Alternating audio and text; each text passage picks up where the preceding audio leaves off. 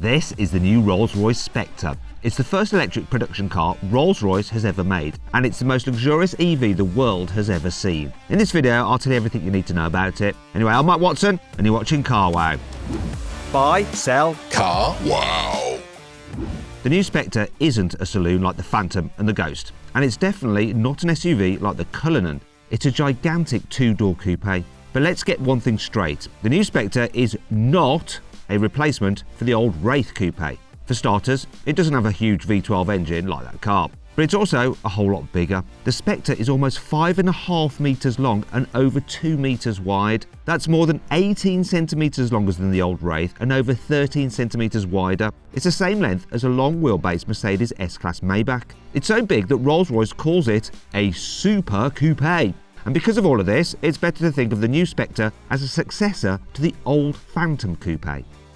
In fact, Rolls-Royce says it took inspiration from the old Phantom coupe when it was designing the new Spectre. I can see what they mean about the two-piece headlights, but nowadays they just remind me of cars like the BMW i7 and the XM. At least you won't have any trouble recognising the massive Rolls-Royce grille. This is the widest grille ever fitted to a Rolls-Royce production car. It comes with moody backlighting too. This uses 22 individual LEDs to reflect light off the backsides of each vertical bar to give a soft, diffused effect. It's definitely a classier look than the sharpening outline you get on a BMW i7's grille. That's not the only thing about the Spectre that's designed to be relatively subtle. The body has very few creases and hard angles, especially when you look at it from the side. There's a small Rolls-Royce badge in the front wing and some polished metal strakes in the side skirts, but that's your lot. The pared back design really helps the massive 23-inch 7-spoke alloy wheels stand out. These are the largest wheels fitted to a Rolls-Royce coupe in almost 100 years. The minimalist design continues around the back. There aren't any fake exhaust trims here, and even the brake lights have been given a grey and white finish with two very skinny red stripes. This is so they don't clash with whichever bespoke colours future customers decide to paint their cars. Rolls-Royce has even made the whole rear body panel out of one piece of metal to get rid of as many shut lines as possible. This sheet of aluminium stretches all the way from the front windscreen to the rear bumper. It's the largest single panel ever made for a Rolls-Royce road car. That's all well and good though, isn't it? But what do you think about the new Spectre's design? Do you love it, or do you think the Phantom is the best looking Rolls-Royce on sale? I'll put a pinned comment down below and you can vote on whichever you think is your favourite looking luxury car. Go do it. Rolls-Royce has gone to pretty extreme lengths to make sure the new Spectre is as aerodynamic as possible. Its swoopy roofline helps its coupe slip through the air more easily than the upright Cullinan and Phantom. But there are plenty of other details that you wouldn't necessarily notice. The vanes in the backlit grille have been angled to reduce turbulence, and even the Spirit of Ecstasy herself was given a wind tunnel makeover to reduce drag. The Spectre's battery is mounted under the floor, and its flat bottom helps the airflow more smoothly underneath the car. All this means the new Spectre has a drag coefficient of just 0.25 CD. That's better than any other car Rolls-Royce has ever made. Some luxury manufacturers use their first electric luxury cars as an excuse to load upon gadgets and new features. For example, Mercedes gave the EQS a gigantic hyperscreen infotainment system, and BMW fitted a huge 8K cinema screen in the back of the new i7. Rolls-Royce has taken a very different approach though. Check out the new Spectre's interior. It looks almost exactly the same as the cabin you get in a Rolls-Royce Ghost. You get the same air vents, physical controls, driver's display and central touchscreen as in that car. There are some very important differences though. You can ask Rolls-Royce to customise the graphics on the various screens to match the design of your car's interior. And the illuminated dashboard has a new Spectre pattern that's made up of 5,500 tiny backlit holes. You can also extend the Starlight headlining down onto the car's doors for the first time in any Rolls-Royce. This is made up of 4,796 individual stars, and you'll be able to personalise this to show any constellation you want, just like in the Ghost and Phantom.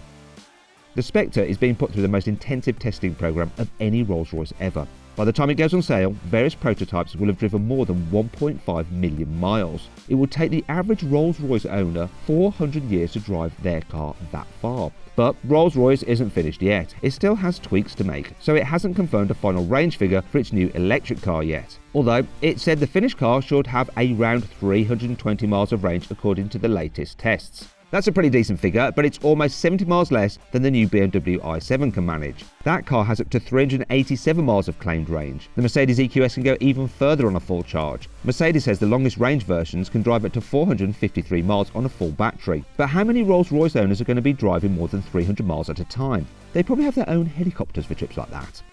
How does the new Spectre stack up against other new electric cars in terms of performance? Well, this new Rolls-Royce EV has an electric motor on each axle, giving it four-wheel drive. With these motors working at full whack, you get 585 horsepower and 900 newton meters of torque.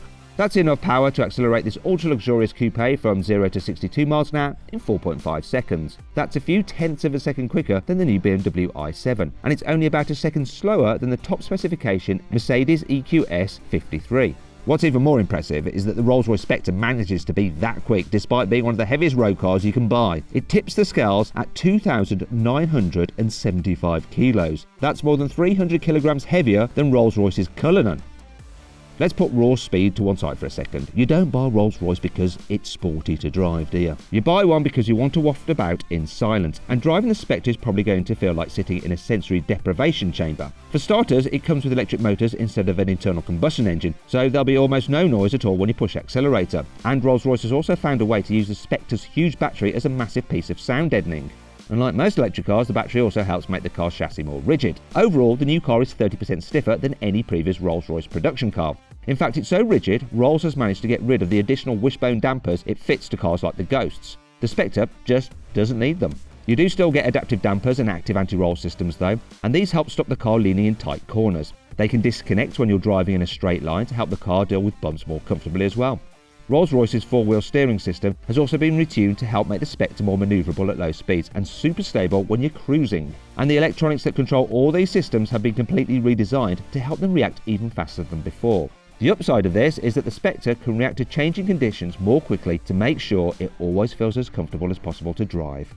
The new Rolls-Royce Spectre comes with 4 seats like the old Phantom Coupe, and the car's huge size means there'll be ample space for tall passengers to get comfy in the back, and they shouldn't have any trouble climbing in because the Spectre has the largest doors ever fitted to a Rolls-Royce.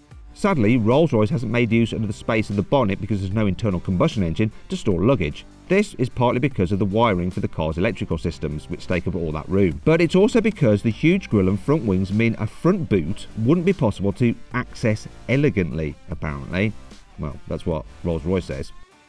If you buy a new Spectre, you'll get access to the new Rolls-Royce Whispers app. It's so exclusive that you have to enter the car's VIN number just to use it. Anyway, this lets you do various things like monitor the battery level and send directions directly to the car's satellite navigation. You can also set up your personal profile and program the car to switch on the climate control at specific times so it's already warm or cool when you climb inside. This isn't particularly special these days, but Rolls-Royce does have one trick up its sleeve. You can save all your favourite settings and share them to as many Spectres as you want. That'll be perfect if you have one car parked on each continent and you don't fancy setting them all up individually. You can order a new Rolls-Royce Spectre now. The starting price is from around £300,000, which puts it between the Cullinan and the range-topping Phantom in the Rolls-Royce catalogue. Although, as usual, the sky's the limit, and you can spend untold amounts of money making a completely bespoke Spectre of your own with loads of custom touches. Get your order in now, and your car could be ready for Christmas 2023. I hope you all enjoyed the video. If you did, please give it a like. If you click on those windows there, you can watch some more videos, and if you click on that box there, you can go to CarWow to see how much money you can save on your next car. Thanks for watching.